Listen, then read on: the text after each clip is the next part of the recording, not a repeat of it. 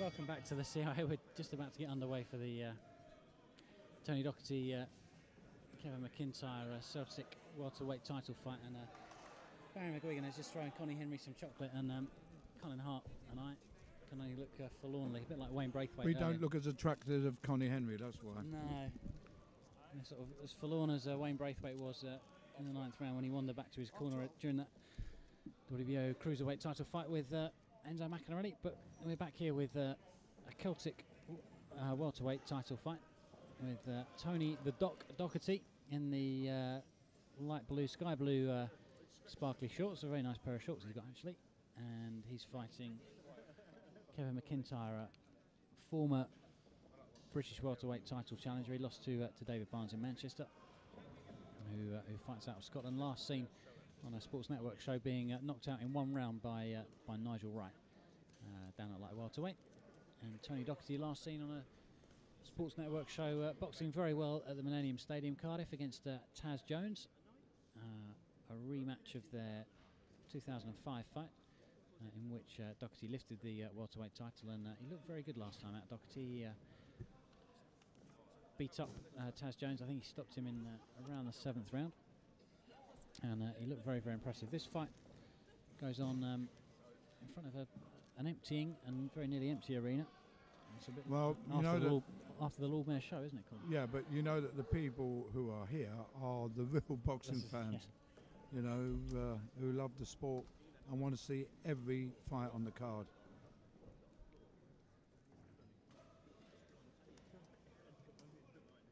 Well, McIntyre sticks out a good jab, and out comes Docherty with meaty-looking hooks. He's got Jim McDonnell in his corner for the second time.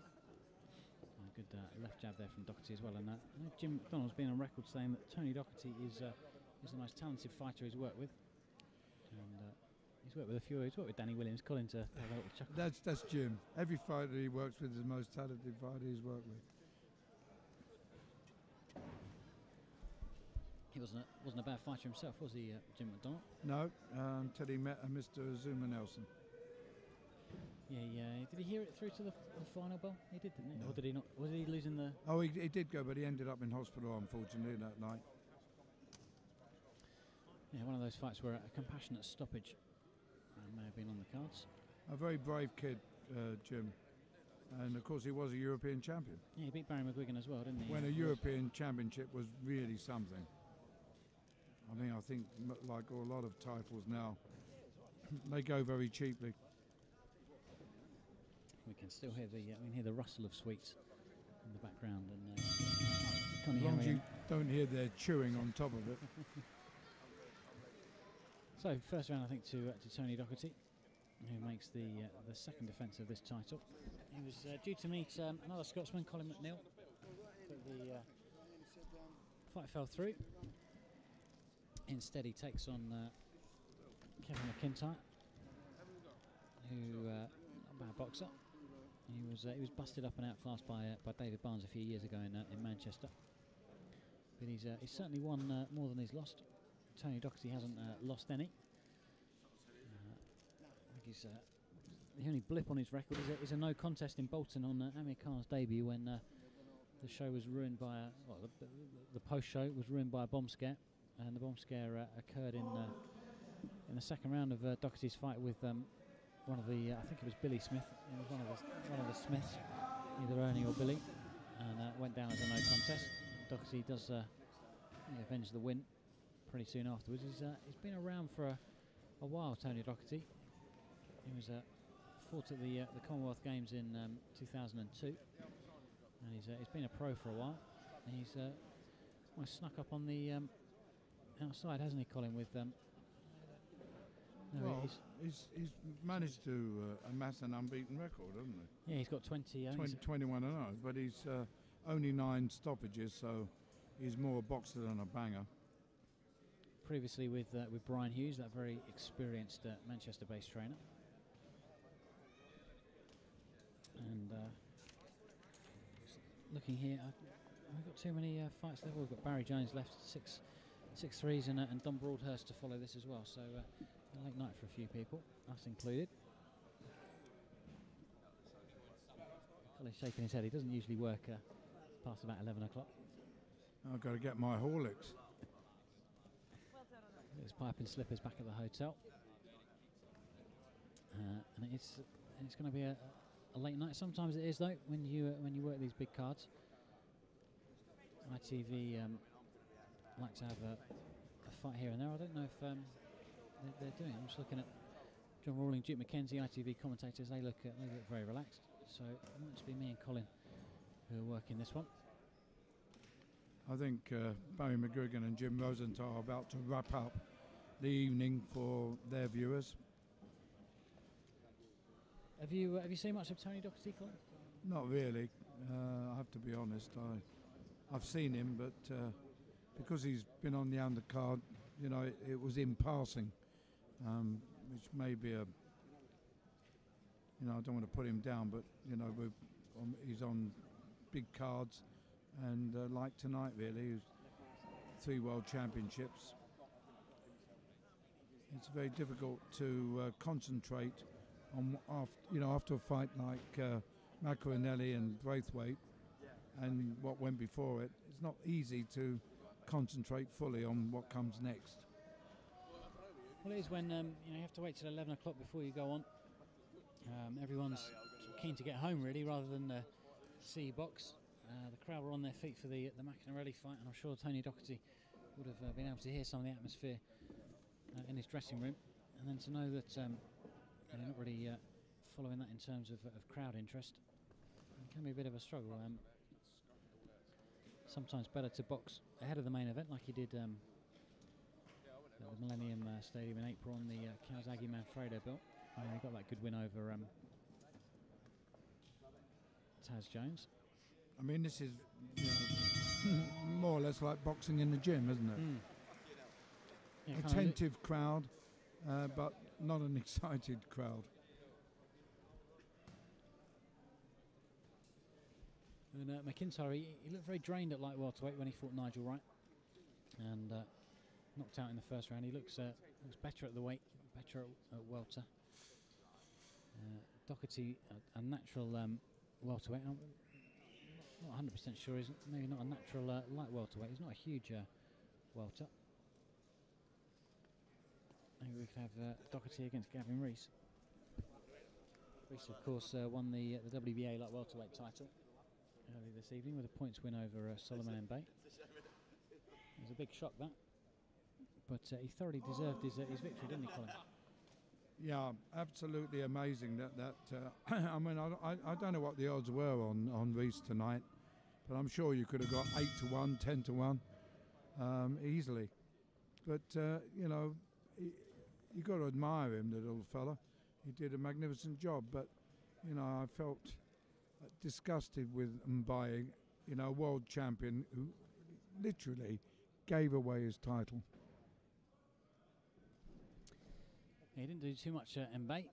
As I said earlier, that Jean-Claude Boutier, a great, you know, French middleweight in his day in the 1970s, was absolutely working for French television.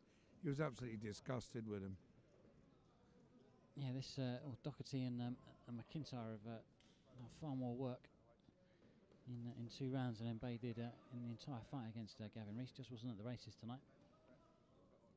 Docherty with the shaven head and the blue shorts trimmed with black, and matching boots as well. Boxers spend a lot of money on their kit. Wayne Braithwaite earlier was boxing in a very nice pair of Guyanese flagged boxing boots on as well. I don't know if you saw that. I'm not talking about Docherty in this, but there's a lot of boxers whose kit shine far more than they do. Yeah, Johnny Nelson always looked very flash, didn't he? And, oh yeah, I mean Hamid and people like that. God knows what they're because they're specially made for them. Cost a fortune. And Ali, of course, one of his great prized possessions was a white robe given to him by Elvis Presley, with all the tassels that went with it. Extraordinary piece of material it was, and he wore it with great pride too. Well, if Presley gave it to him when he was at his, I was going to say at his heaviest, when he tipped the scales, it might have been a bit big even for Muhammad Ali. Yeah, it was a wonderful piece of, I say, of tailoring. It went on sale, went into an auction. A guy from Los Angeles had a lot of Ali memorabilia, and he auctioned it at Christie's. I can't remember what that robe went for. It went for a fortune. Well, I suppose if it had just belonged to either one of Muhammad Ali or Elvis Presley, it would have gone for a fair song. To have been in the possession of both of them, it kind of doubles its value, doesn't it? Absolutely. What's the best piece of memorabilia you've got, Colin? Let me think. I have got an ashtray given to the press of the Ali Frazier fight, March the 8th, 1971, Madison Square Garden, and it's a picture of Ali and Frazier on the ashtray. That is a prized piece of memorabilia, and of course I keep all my boxing programs, and I've got the Zaire one, and when Tyson lost to Douglas, all the Leonard, Hearns, Hagler programs. So I keep them, and my children and grandchildren, I hope, will benefit when they put them on sale. And you're not a smoker either, are you? So is the Not now. I used to smoke 50 a day. Oh, okay. But So I stopped when I'm 23 years ago. So is the ashtray in pristine Oh, it's condition? in my office. Oh, yeah. It was never used. Oh, never used. Okay. Oh, no. Oh, I wouldn't stub cigarettes on that. No, it's in pristine condition. And I'm not telling you where I live in case some of the lads are out and about tonight. Well, maybe a heavy smoker might. Well, it wouldn't be a heavy smoker, but it would somebody think there's a few quid in it. Pay Shay Hart a visit. I've not got too much at home. I've got a pair of boxing gloves signed by Lennox Lewis. Yeah. It's the kind of stuff you'd never give away, and I've got very nice photos of Jeff Lacey and Joe Kawasaki, which they both signed ahead of their big unification fight. I wasn't one of those guys who, newspaper men, some of them, wherever they went, used to have their photographs taken with the fighters they were covering. I was never into that, but one of my prized possessions is on the wall of my study at home is a picture of a few of us British guys interviewing Muhammad Ali up at Grossinger's before he fought Shavers. And another great picture in my office, when Charlie Magri had his third professional fight, he fought Smith. Now, what was his first name? Can't remember his first name. It was his third pro fight. It was for the British title, and Magri knocked Smith straight through the ropes, and he landed in my lap while I was dictating my story. And there's a picture of me with Smith in my lap, carrying on dictating. That's up on my wall too. I think sometimes it's better to have sort of less is more, isn't it? And you can almost be swamped by memorabilia. Yeah. And, I think, as you were saying, some professionals sometimes to go autograph hunting. I've never asked for an autograph in my life, and the number of times I was begged by people to get Ali's autograph. It just, to me, I'm not a fan. I'm a working sports writer, boxing writer, and I wouldn't dream of asking any of them for their autograph. Well, back to the action in this one, and it's been okay so far. It looks as if it's will be heading all the way. 10 rounds this is scheduled for. And Docherty probably just about on top at the moment. They have a little wrestling match, and McIntyre's been there or thereabouts. Docherty run a bit hot and cold sometimes. Well, these guys, no one's going to get hurt, so let's be thankful for that. Having a sparring session in there. Well, I mean, they're not punchers. Mickey Van, it's been a long night for him too. Referee Mickey Van. Yeah, but look at the state of Mickey Van. He's super fit. Yeah. I mean, he's fit as a butcher's dog, isn't he? Absolutely. I don't know what he weighs, but I'll be surprised if he weighs more than a featherweight limit. What did he fight at? Was he featherweight when he fought? I think he was a featherweight when he fought. Well, he's probably a bit heavier than that, but not much. He trains rugby league players, doesn't he? Yeah, he does. You've got to be quick on your feet to get away of those brutes, I think. I think this might be McIntyre's round. was saying Docherty against Taz Jones first time round, he blew a little bit cold. Against Taz Jones second time round, he blew very hot. It was an impressive performance when he stopped his fellow Welshman. But he's not been so good tonight.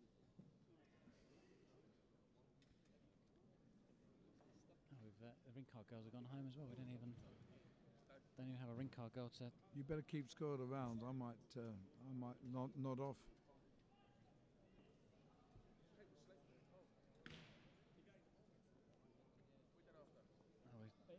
Two more fights to come as well.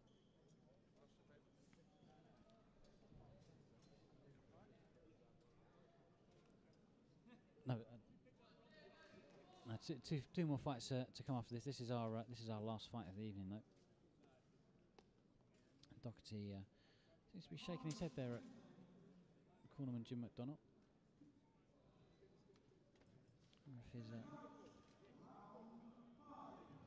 So we go into the 5th round.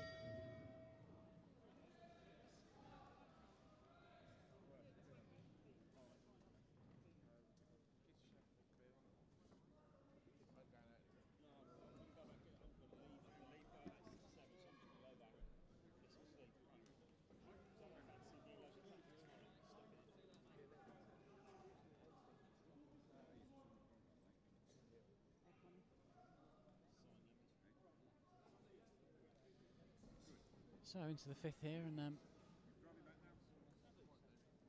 Docherty is probably just doing enough. In for the long haul, I think, here. As McIntyre gets through with the right hand. He's very much after the Lord Mayor show. Yeah, I mean, it's like being in church now, isn't it?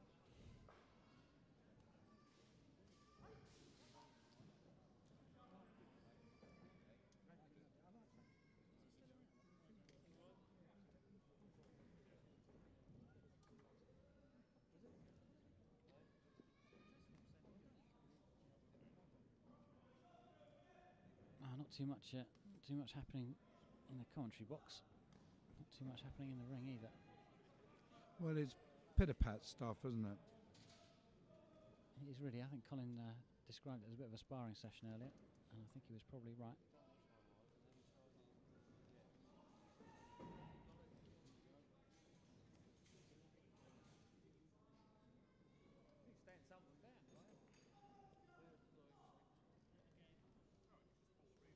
You can kind of hear the echoes going around, and the individual shouts from the audience.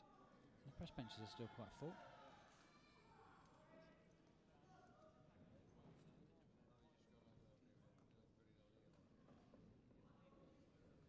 TV technicians are wrapping up their equipment all around us.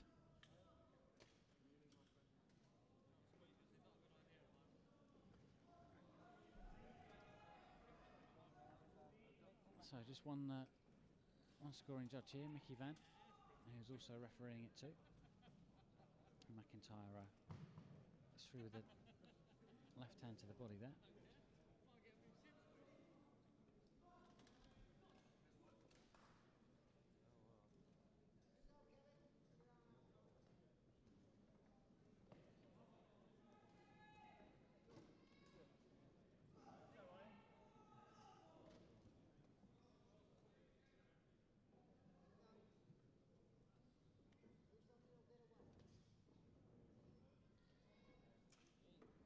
McIntyre, for me, is winning this round. I think they won the last round as well. Well, I mean, I suppose for the aficionados it's academic interest, but I say it's not exactly gripping.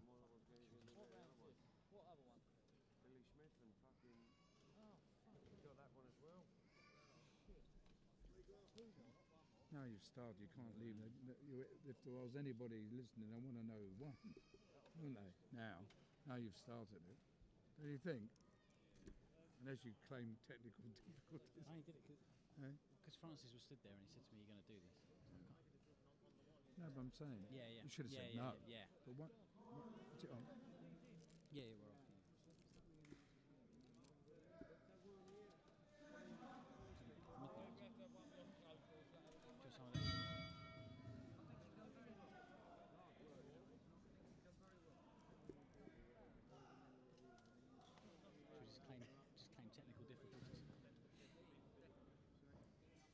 better Docherty then. Back on.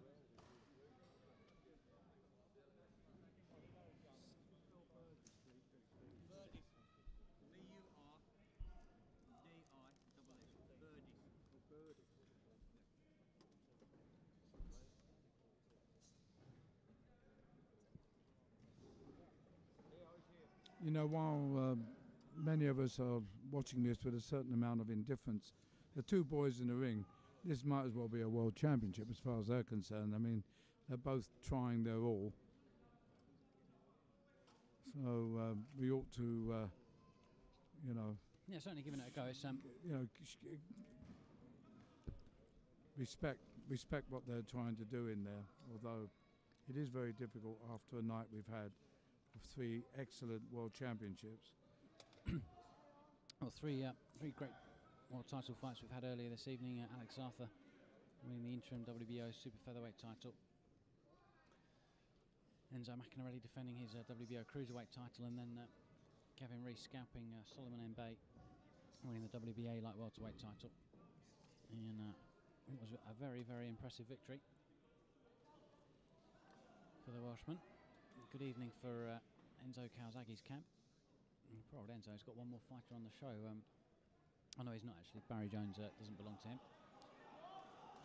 Finally, Docherty gets through here, and the crowd are on their feet. And Docherty waves McIntyre in, and a minute there, the Scotsman looked a bit wobbly, didn't he, Colin? He certainly did. He cut loose and hit him with about 6-7 head shots. Now Docherty takes one back, and we thought we were booked in here for bed and breakfast, but maybe Docherty can force an early finish. I love the way you said the crowd were on their feet. You meant the audience. the 1 or 2 members that are left, I think, and well, it's really opened up this round. We've had 5.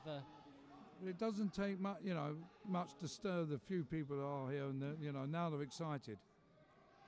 We didn't have much for the first 5 rounds, but this round has sparked into life. Docherty got through early on with some good quality shots. And he's got McIntyre backed up, and the Scotsman keeps ploughing forward, but he was caught flush with those, and another one, and it's made his legs buckle. The Docherty corner again, it's certainly getting excited. I think it was a brilliant round by him, actually. Yeah, it was a good round, because I thought McIntyre had the best of the 4th and 5th round, and well, that round flew by. That was far more exciting. Docherty had McIntyre. Well, it certainly grabbed our attention. Yeah. Had McIntyre in big trouble. I wonder how much that took out of the Scotsman. We've seen it before with him. David Barnes stopped him late on. And Nigel Wright stopped him early, but that was down at light welter. And I wonder if Docherty's just beginning to go through the gears here. It was more like the Tony Docherty who beat Taz Jones last time out, when he really sparkled at the Millennium Stadium.